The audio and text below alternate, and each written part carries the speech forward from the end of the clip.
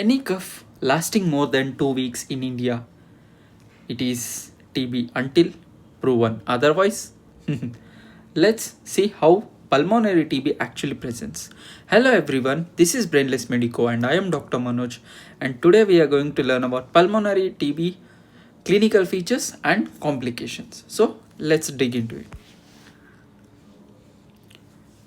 What is pulmonary TB? Infection of lung parenchyma by Mycobacterium TB, most common form of tuberculosis.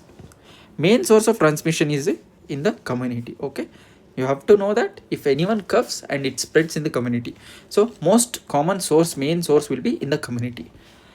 Then why apical lung? TB prefers high oxygen tension. So when you take lung, apical has highest oxygen saturation. So high oxygen tension place is apical, so it prefers high apical lung. Then usually upper lobes, then the lower lobe. As usual, apical lies in the upper lobe, right? Then hence apical and posterior segments are most commonly involved. Then coming to clinical features, we'll divide it into constitutional and respiratory symptoms since it is a respiratory tract infection. Then so the most common negative history when you go for any medicine cases anywhere, even in the orthopedic, you have to ask low grade evening fever.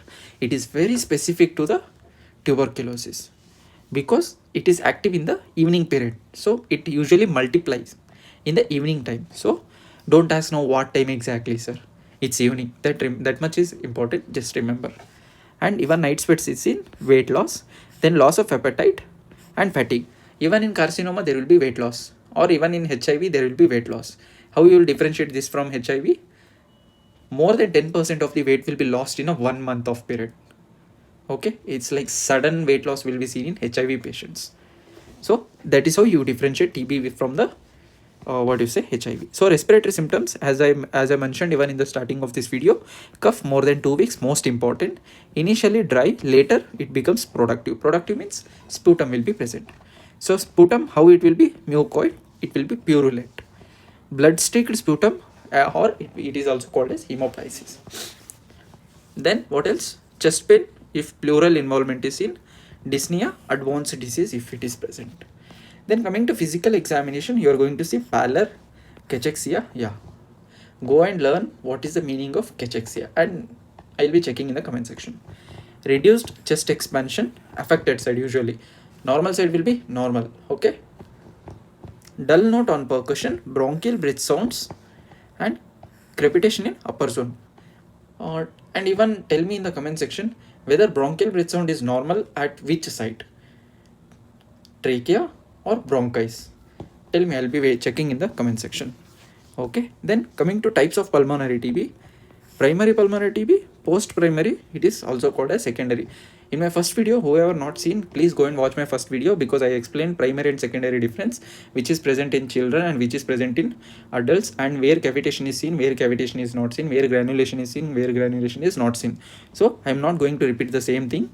Just go and watch. I kindly request, so see the TB videos sessions in a continuous manner so that you don't miss out any important points. Coming back to the video, common in children, as I said, Gons foci and lymph nodes involvement is seen in primary, often asymptomatic. Then coming to secondary, adults will be seen cavitation common, highly infectious. Most of the answer I answered here only, but still kindly go and watch my first video of the TB introduction.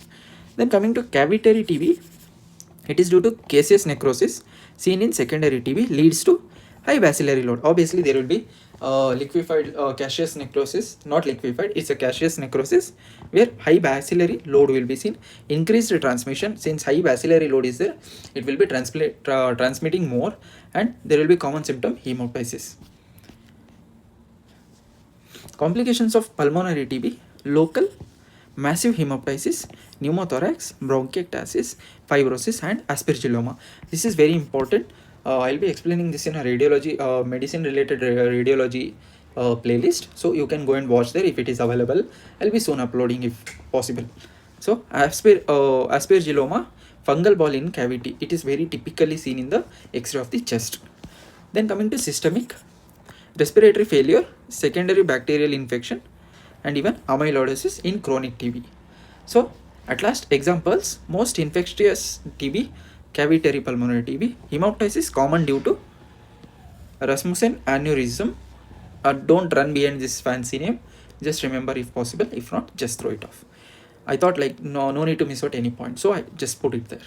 Then upper lobe involvement, oxygen rich area, so it will be infecting more in apical region. Weight loss due to TNF alpha. So in this video we learnt about pulmonary TB clinical features and complications. Now that you know how TB presents, the next big question is how we diagnose in 2026. That's next. So don't miss out. Subscribe to the channel. Thank you.